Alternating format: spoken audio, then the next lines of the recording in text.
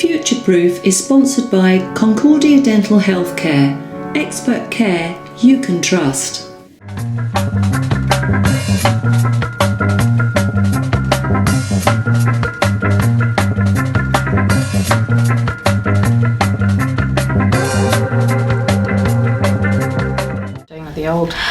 Hello and welcome back to Future Proof. I'm delighted to say that I still have Leslie Cruikshank-Robb with me in the studio, and we were talking in the first half about her two businesses, her care for the elderly, and I did say going into the break that I know this lady has fingers in a few pies, and I'm just going to cover that briefly now because in the break we were actually talking about her purpose, and it is so inspiring. So I want to hear, or for us to discuss, if that's okay, Leslie, to just kind of talk through that purpose.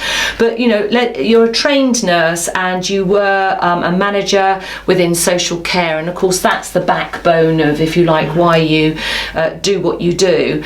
And but I was asking you in the break about who's inspired you and you talked about your dad and he always fought for the underdog, and through that conversation I just ended up just saying, that's what you're doing. That's what you're doing. You are fighting for the underdog. And I wanted to, and can you say a bit more about this quote? I've written down when you were talking about people with dementia, and then you were saying, and this is the quote, they might have lost themselves, but it doesn't mean that we have to as well.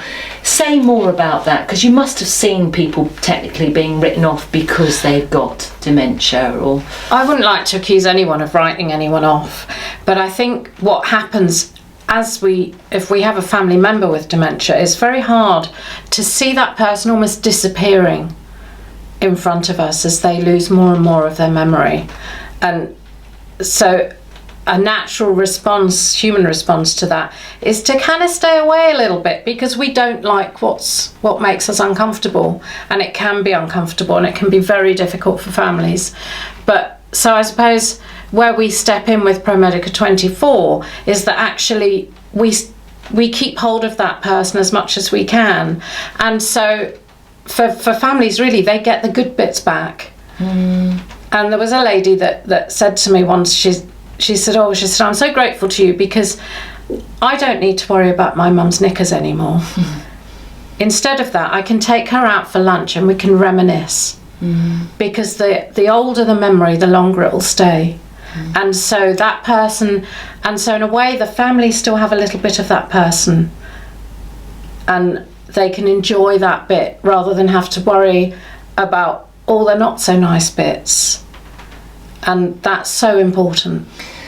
It is, and very moving hearing you speak. But can I ask you then, could you take me through the process? What happens then when somebody thinks that they've got somebody where they think ProMedica 24 can help? So do they phone you then? Can you take us through the process? Because if somebody's listening thinking that could be for me, it's really helpful for them to understand what cogs happen at what time. It's fairly straightforward. If you've usually, when people come to us, they've had visiting care, domiciliary care, but it's not quite enough, and you're then faced with that problem as, what do we do with mum or dad? Do we put them in a rest home when they actually would rather stay at home? If we put them in a rest home and they're still both there, are we going to split them up? So what we do is, instead of that, it's kind of almost like we bring the rest home to you. And so once you just call us, promedica24.co.uk, or look me up online and you will find my number and you can give me a call.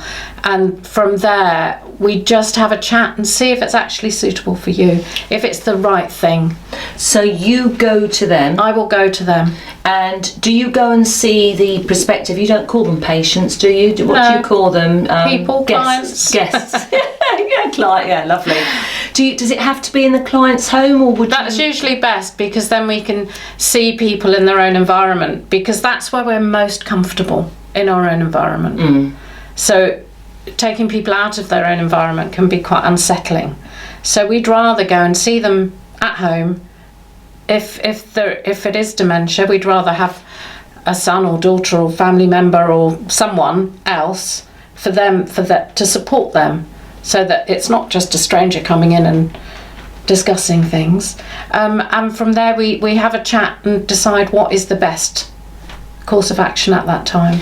Okay, so how do you then sit against the medical profession? So do you ever get then a situation where somebody wants to stay at home and they say that you guys are doing a great job, and then the medical profession might say, no, but actually we think they're a danger to themselves, so therefore you know, do you ever, if you haven't had that conflict, do you see that happening, or do you actually all just work on the together? whole, we work together. So we have hospital discharge teams phoning us and getting people out, or care seekers who they use in Brighton, or you can contact us direct. But yeah, so we have referrals from health professionals. I mean, the way this is so relevant, you know, for future proofing, you know, we're all getting older. They say now for babies who are being born, you know, certainly if they have good mental health and eating habits and all the rest of it, potentially could live to 100.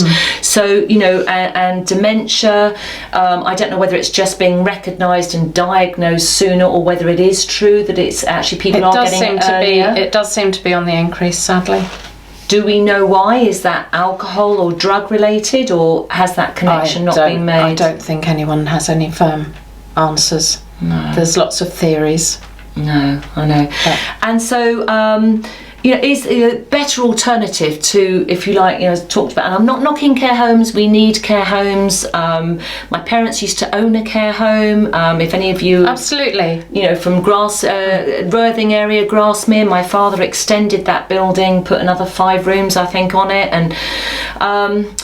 but it's the social side of it, and thinking of my mum and dad, and maybe you from your nursing experience talk about the importance of the social care, is, you know, I remember when mum and dad took over Grasmere, they had a patient had not been out their room for something like 3 years, and mum and dad had designated staff that were putting people in wheelchairs and taking them out for walks. You know, how relevant do you think the social interaction is, sat alongside the decline or the ongoing progress of dementia?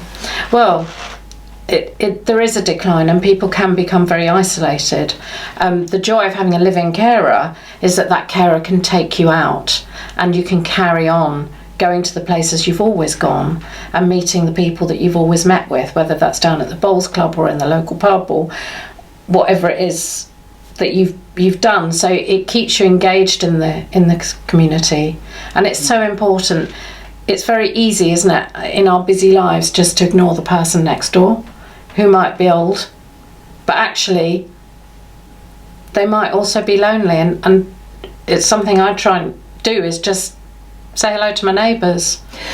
But you know, if you've got the old lady next door and she struggles to get her bin out, there's 2 things you can do. You can talk to the council and say she struggles to get her bin out, and they'll make a note and she won't have to take her bin out, or that they'll do it themselves. Or you can just do it and have a chat with her. Yeah, but the other thing too, and I love this example of looking after the neighbour, is yes, it's giving, but very, very often when we do it, we actually get more back from actually doing the thing for somebody else. There's only one time that hasn't played out for me, and that's my friend who lives abroad, and her sister live abroad, and her mother was in the UK, and I used to drive up sometimes and see her and take her to Tesco, and she could barely walk. She insisted on doing the shop herself, leaning on a trolley. She would take 2 hours and I used to sit and take a book and read and just leave her. But I have to say, it was you really sometimes have to push yourself. And sometimes when it gets to that point where it's difficult, pick the phone up. Pick up the phone, speak to social services, or better still, talk to their family first. And if there isn't any family, then pick the phone up and get them some help. We're not superhuman. We can't do everything. No. But we can just look out for that. We can. And speak to the local vicar. Yeah, anybody heading up a community place will be wanting to hear. But the other thing too, as we started the interview, and Leslie, it's been a real pleasure, thank you so much for joining me, is we're not talking about everybody else, we're not talking about other people and what have you. This actually, if it's not our time at the moment, it's going to be our time. We're all heading down that road, and how well we travel down that road, we've yet to find out. Yes. Yeah, none of us But, know. you know, let's all lead by example. We all... So that, let's start a trend of being helpful. Love it. Let's start a trend of being helpful. Totally agree. And thank you so much. And good luck with your business. And so if you're looking for a business yourself and you want to do some home entertainment for the elderly to help them, then do look up the Tapestry Lunch Club. And 4 people is the ideal. And if you just did it weekly, or you can do 2 a week, it's entirely up to you. But do contact Leslie Cruikshank Robb. Thank you very much for joining us again, and have a fab week. And we look forward to you joining us next time. Thank you very much, Leslie. Thank you. It's been a pleasure. It's been really, really good. Thank you.